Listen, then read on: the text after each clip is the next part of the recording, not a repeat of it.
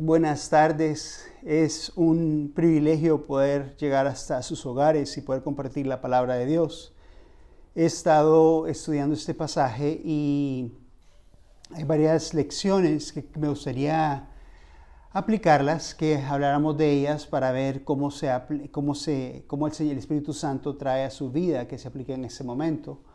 Increíble la palabra de Dios, ¿verdad? Que a pesar de que fue escrita hace tanto tiempo y son personajes diferentes que nosotros, en otras circunstancias, cuando la leemos encontramos que nos podemos relacionar con ella, podemos entender algo de lo que esos personajes pasaron, hace eco en nosotros. Podemos nosotros ver y es el Espíritu Santo hablando en nuestros corazones. Así que antes de comenzar voy a pedirle, vamos a orar, vamos a ir al Señor en oración. Padre, te damos gracias por este día, Señor, este martes que podemos reunirnos y juntos estudiar tu palabra. Te doy gracias por cada persona que hoy se va a conectar, que hoy va a recibir esa enseñanza. Oramos, Dios, que tu palabra haga en cada persona lo que tú quieres que haga, que no regrese vacía, pero que cumpla el propósito que tú tienes que cumpla, Señor. Gracias de nuevo, Señor, por esta oportunidad y háblanos en esta tarde, Padre, en esta noche. En el nombre de Cristo. Amén. No sé si a usted le ha pasado alguna vez que tiene un proyecto en mente que quiere realizar, quiere llevarlo a cabo, algún sueño que usted ha tenido, y viene y lo presenta delante del Señor. Y aquel sueño que usted ha perseguido, el Señor te cierra las puertas y te dice, tú no serás quien lo va a llevar a cabo. No sé si le ha pasado esto, tal vez puede llevarse a una relación, un joven y una joven que están listos para casarse, pero el Señor les dice, no, fíjense que no eran lo que yo tenía. Tal vez aquella ilusión de que tú tenías, de que ibas a hacer un futuro con esa persona, ya te mirabas casado, casada, ilusionado. De repente el Señor dice que no, que aquella puerta se cierra y lo difícil que es cuando ves un sueño. Y ¿qué pasa cuando el Señor nos dice que no es lo que Él tiene para nosotros? ¿Cómo reaccionamos nosotros? Puede que reaccionemos molestos, puede que reaccionemos enojados con el mismo Señor. ¿Cómo fue posible, Señor, que me trajeras hasta este punto y que dijeras que no? O Señor, tú sabes cómo te he servido y lo que yo te estoy pidiendo es algo que creo que es de acuerdo a tu voluntad. Mis intenciones eran las mejores, no estaba yo buscando esto con un interés equivocado, por lo menos eso creo, y tú me cierras esta puerta. Entonces, Señor, ¿cómo es que no me estás permitiendo que esto lleve a cabo? Y puede que nosotros nos enojemos con el Señor, puede que nos resintamos, puede que nos desesperemos porque tal vez aquello que teníamos no iba a pasar. Encontramos en la Biblia, voy a leerlo, vamos a estar en el libro de Crónicas hoy y quiero que vayamos a Primera Crónicas 17. Voy a leerlo. Primera Crónicas 17, estoy usando la Nueva Versión Internacional. Una vez instalado en su palacio, David le dijo al profeta Natán: aquí me tienes, habitando en un palacio de cedro, mientras que el arca del pacto del Señor se encuentra bajo una simple tienda de campaña. Bien, respondió Natán, haga su majestad lo que su corazón le dicte, pues Dios está con usted. Pero aquella misma noche la palabra de Dios vino a Natán y le dijo: ve y dile a mi siervo David que así dice el Señor: no serás tú quien me construya una casa para que yo la habite. Desde el día en que liberé a Israel hasta el día de hoy no he habitado en alguna casa, sino que he ido de campamento en campamento y de santuario en santuario. Todo el tiempo que anduve con Israel, cuando mandé a sus jueces que pastorearan a mi pueblo, ¿acaso le reclamé a alguno de ellos el no haberme construido una casa de cedro?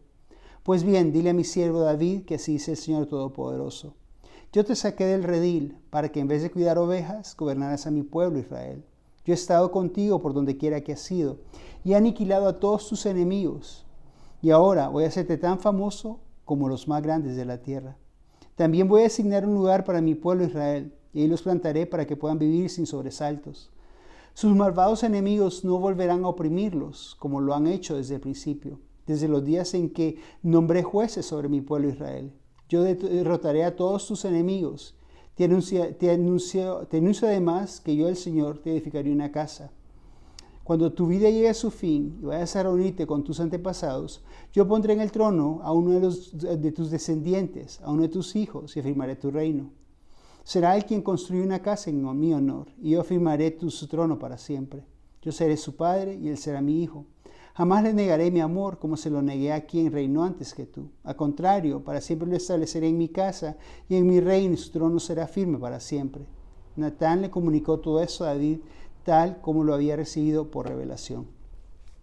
David tiene en su intención, cuando él ve su casa, ve lo lindo de su palacio, y siguió viviendo en esta casa tan preciosa, y el arca del Señor morando en una tienda de campaña.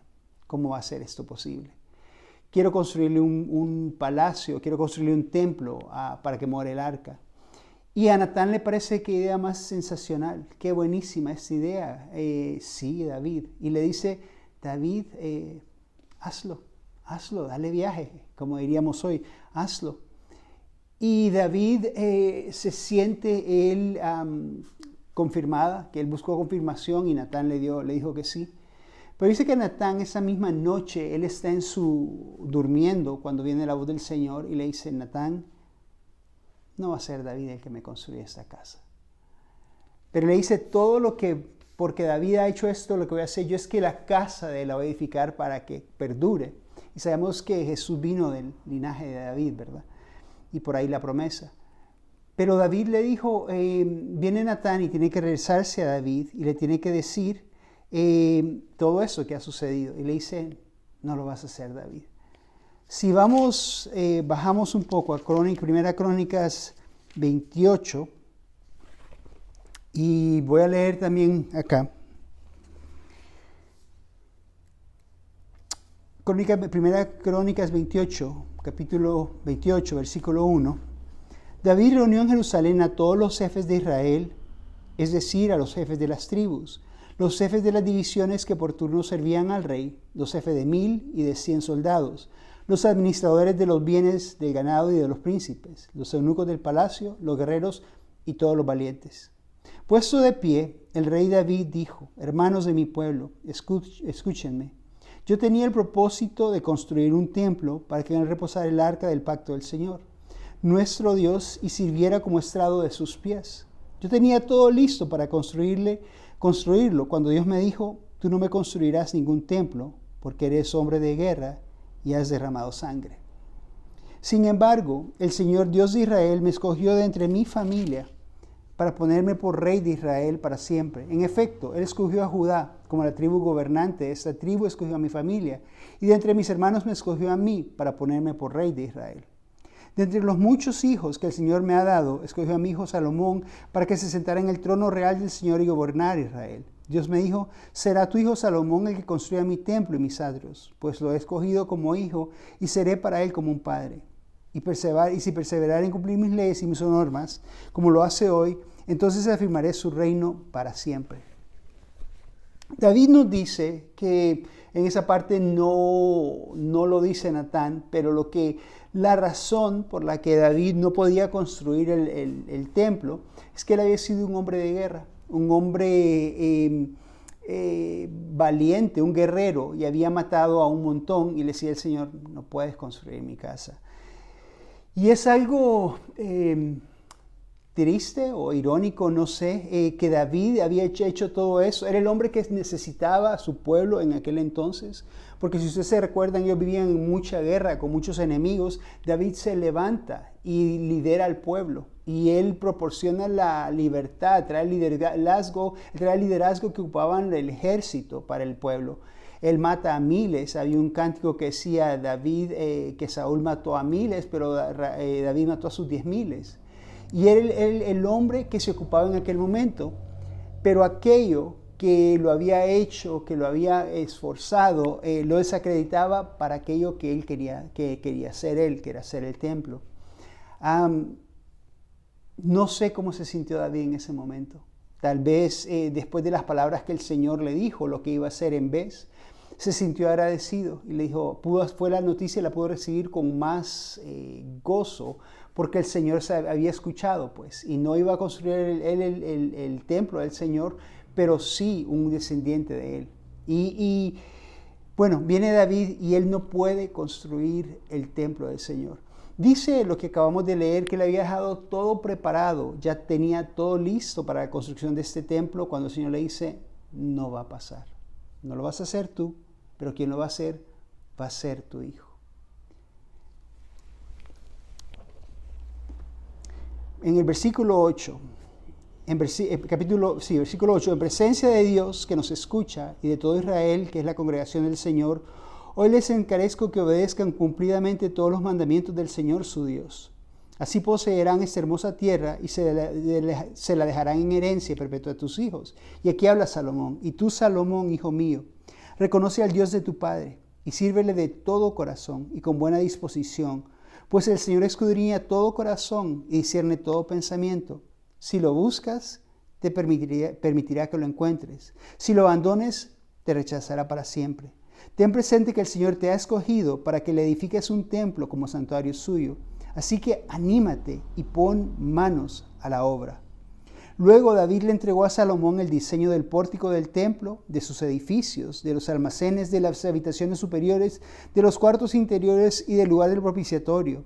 También le entregó el diseño de todo lo que había planeado para los atrios del templo del Señor, para los cuartos de alrededor, para los tesoros del templo de Dios y para los depósitos de las ofrendas sagradas. Asimismo, le dio instrucciones en cuanto a la labor de los sacerdotes y levitas y de todos los servicios del templo del Señor y de todos los utensilios sagrados que se usarían en el servicio del templo. Además, le entregó abundante oro y plata para todos los utensilios de oro y de plata que se debían usar en cada uno de los servicios en el templo. También le pesó el oro y la plata para cada uno de los candelabros y de sus lámparas, tanto los de oro como los de plata, según el uso de cada candelabro. De igual manera, le pesó el oro y la plata para cada una de las mesas de los panes de la propiciación, tanto las de oro como las de plata. Le hizo entrega del oro puro para los tenedores, los tazones y las jarras. Le pesó oro y plata suficiente para cada una de las copas de oro y de plata. Para el altar del incienso le entregó una cantidad suficiente de oro refinado. También le dio el diseño de la carroza y de los querubines que cubren con sus alas extendidas el arca del pacto del Señor. Todo esto, dijo David, ha sido escrito por revelación del Señor, para darme a conocer el diseño de las obras. Además, David le dijo a su hijo Salomón, sé fuerte y valiente y pon manos a la obra. No tengas miedo ni te desanimes, porque Dios el Señor mi Dios estará contigo. No te dejará ni te abandonará hasta que haya terminado toda la obra del templo del Señor.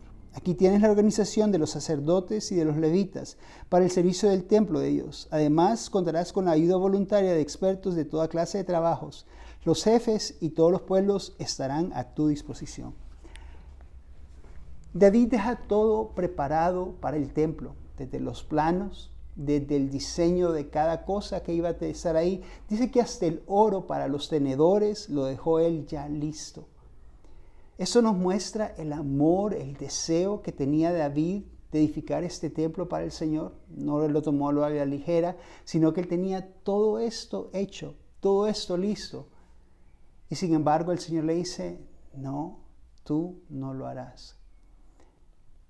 Y es que no sabemos cuándo el Señor o nos llama a su presencia o nos llama a la siguiente tarea, ya terminado nuestro tiempo en algún lado, y nos llama a la siguiente tarea y ya no vamos a estar o de repente nuestro tiempo nos llama así de la nada a su presencia. Para nosotros no es el mejor tiempo, pero para el Señor sí. ¿Qué estamos haciendo nosotros? ¿Qué legado estamos dejando para los que nos siguen? David dejó los planos, dejó todo para que se pudiera continuar la obra cuando él ya no estuviera. Su ciclo se acababa, pero la obra continuaba y él dejó todo lo que estaba en sus manos para que su hijo Salomón pudiera continuar esta obra. Con la pérdida de mi papá y de mi mamá, me he dado cuenta que un montón de cosas que para ellos eran importantes no lo son para mí, ¿verdad? Que para ellos valoraban adornitos, de recuerdos de este viaje, de lo otro. Más bien hemos tenido que regalar un montón de estas cosas porque para ellos en su momento era importante, pero para mí no tanto. Por ejemplo, algún recuerdo de un viaje que tomaron ellos. Yo no estuve en ese viaje, entonces no le encuentro el valor que ellos le encontraban. Entonces uno se llena de un montón de cosas que al final de cuentas no son importantes. No te la puedes llevar. Hoy hablaba con un amigo que después de estar viviendo aquí en Honduras por 17 años, creo que es ahora, se regresa a Estados Unidos y después ya había hecho aquí, tenía su casa, tenía aquí su todo, pues ya tenía una casa aquí comprada, está vendiendo la casa, está vendiendo los carros, y hablamos de cómo de repente él y su esposa y sus 3 hijos agarran maletas y se van a Estados Unidos. Y toda su vida se resume en 2 maletas que puede llevar cada uno. Todo lo demás lo tiene que regalar, lo tiene que vender, tiene que desprenderse de aquello. Y toda su vida queda en solo 2 maletas para llevarse. No sabemos cuándo el Señor nos va a llamar a su presencia, pero ¿qué estamos nosotros haciendo para asegurarnos de que la obra continúe una vez que ya no estemos acá? David dejó todo listo para el templo, la construcción de ese templo. Pero más importante que esto, él animó a su hijo Salomón que se esforzara y fuera valiente, porque a él le tocaba continuar con la obra que hasta aquí había hecho David. Él hizo lo que pudo. Él hizo los planos, mandó a hacer los planos, mandó los diseños, hasta dio instrucciones de cómo tenía que trabajar cada una de las personas que iban a estar ahí dentro del templo. Pero hasta ahí llegaba. ¿Cómo estamos asegurándonos nosotros que estamos cumpliendo, que estamos siendo fieles a la tarea que tiene Dios para nosotros en este momento? Estamos preparando a otros que pueden continuar hablando de Él, que pueden ser testimonio, que pueden compartir, que puedan enseñar, que puedan predicar, que puedan cantar, que estén apasionados por el Señor, que puedan discipular a otros, que tanto se necesita como nosotros fuimos discipulados. Estamos nosotros viendo el valor, la importancia de dedicarnos a esta labor que tiene fruto eterno, que va a continuar la tarea cuando nosotros ya no estemos. ¿Cómo estamos siendo fieles con ese llamado que el Señor nos ha puesto? ¿Y cómo estamos preparando a los demás? Les estamos dejando instrucciones, pero más que todo en su caminar con el Señor. ¿Cómo les estamos diciendo? Esfuércense, caminen con el Señor, conozcan al Señor, sean obedientes al Señor. Cuando se caen, porque se van a caer, se levantan, se ponen de pie y adelante. Continúan con la tarea que el Señor les ha encomendado. Y darnos cuenta que vamos a rendirle cuenta al Señor por lo que nosotros hicimos, con lo que Él nos dio en el tiempo que nos tuvo en este mundo, en este lugar, en este punto, en este tiempo. Cuando vemos las noticias, realmente es increíble cómo todo parece que se está degenerando, deteriorando en una velocidad impresionante. Cosas que antes ni siquiera nos imaginábamos, ahora ya son normales, ya las vemos como que es parte de la nueva normalidad. Y no sabemos, pues, hasta cuándo vamos a tener nosotros la libertad de predicar, de hablar, si vamos a experimentar alguna persecución por nuestra fe en algún momento. No sabemos. Pero lo que sí tenemos que saber es que estamos siendo fieles a lo que el Señor ha puesto que hagamos. Y estamos asegurando que la obra, cuando usted y yo ya no estemos, va a continuar. ¿Qué medidas estamos tomando? Medidas prácticas para asegurarnos de que esta obra va a continuar. ¿En quién estoy yo derramando de mi vida? ¿A quién estoy yo formando? ¿Por quién estoy yo orando? ¿A qué ministerios estoy yo apoyando? ¿A qué hombres y mujeres estoy yo influyendo para que puedan ellos amar al Señor, para que puedan conocer al Señor?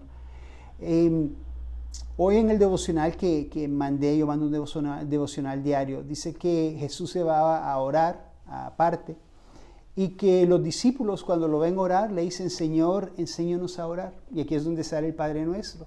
Pero fue el resultado de que aquellos hombres vieron que Jesús tomaba la importancia de apartarse y pasar tiempo en oración con el Padre. Y cuando vieron esta práctica del Señor, ellos le dijeron, Señor, enséñanos a orar. ¿De qué forma estamos nosotros influyendo a aquellos que vienen después de nosotros? Puede que sean nuestros hijos, a nuestras hijas, puede que sean personas que estamos discipulando, puede que sean nuestros alumnos. ¿De qué forma les estamos nosotros preparando para que puedan ellos continuar con la obra? ¿Qué cosas son esenciales que usted cree que deben aprender sus hijos, hijas, sus discípulos para cuando les toque enfrentar en este mundo? Una de las cosas que Dios ha estado recordándome mucho últimamente es la importancia de la oración. Es pasar tiempo en la oración, es ser intencional acerca de la oración. No creer que solo va a pasar porque va a pasar, pero pasar tiempo orando, apartar un tiempo para orar, apartar un tiempo para leer, apartar un tiempo para estar en la presencia del Señor. David le dice cuando ya está por irse, le dice a su hijo, esfuérzate y sé valiente, Salomón, porque tú vas a ser el que va a llevar a cabo esta tarea. Estamos asegurándonos nosotros que vamos a cumplir esta carrera fielmente y que le vamos a poder decir a los que nos siguen, esfuércense y sigan valientes, porque ahora a ustedes aquí les toca continuar con la carrera. Yo hasta aquí hice, pero ahora les toca a ustedes. Estamos asegurándonos nosotros que estamos haciendo esto. Ese es el reto tanto para mí como para usted. Tenemos que formar a otros, tenemos que dejarles el mejor legado, tenemos que animarles a que continúen con la tarea. Los tiempos se van a poner más y más difíciles y Dios nos va a dar lo que necesitamos en ese momento. Nos va a dar valor, nos va a dar estrategias, nos va a dar sabiduría, pero tenemos que seguir cumpliendo la tarea con la que Él nos ha encomendado. Entonces esa tarea puede que sea con su familia, puede que sea en su iglesia, puede que sea con otras personas. Tenemos que cumplir con la tarea que el Señor nos ha confiado. Dios le bendiga y muchas gracias por haber estado. Déjeme orar antes de que terminemos. Padre, venimos delante de ti en esta mañana y queremos orar que tu voluntad, tu santa, buena y perfecta voluntad se cumpla, Señor, en la vida de mis hermanos y hermanas. Señor, que podamos ser fieles a lo que tú nos llamas a hacer, que podamos cumplir con la tarea que tú nos has confiado, Señor. Te amamos, Padre, y gracias porque el amor que tú tienes para nosotros es incomparable, Señor, es grande, es inmerecido, pero es lo que hasta hoy nos ha sostenido. En el nombre de Cristo oramos. Amén. Dios le bendiga.